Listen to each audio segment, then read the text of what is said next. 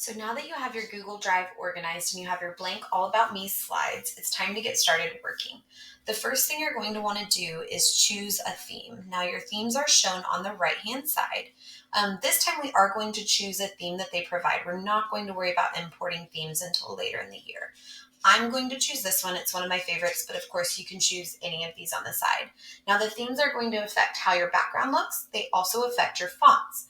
If you want to add another slide, which of course you're going to need to, you can either press the plus sign, or anytime you see this little arrow in your toolbar, that means there's other options below it. So if I click that little arrow, it'll show me other formatting options.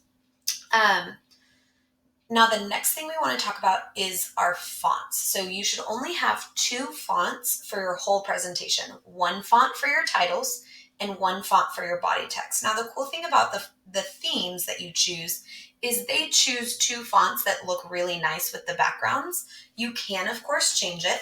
So if you wanted to change it, the second slide is all about where you're from.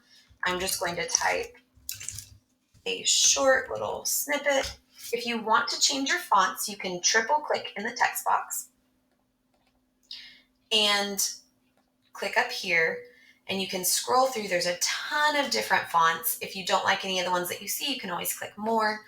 You do want to make sure you only have two fonts, so you can have a fun one for your title. This body text, it's really important that it's a very easy to read font, so we want to make sure that's like a print font that's super basic. You can play with the colors, but again, make sure that you can see whatever colors that you choose on your background. For our titles, we're going to want them at least size 28 or larger. This automatically switches it to 32. That's totally fine. And for our body text, we want it at least 16 or 18. So I'm going to press plus to make it bigger.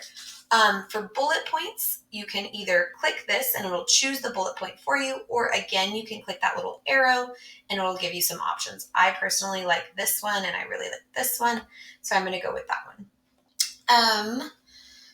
For this project, you're going to do short notes. You don't have to type everything in full sentences. It's just abbreviated.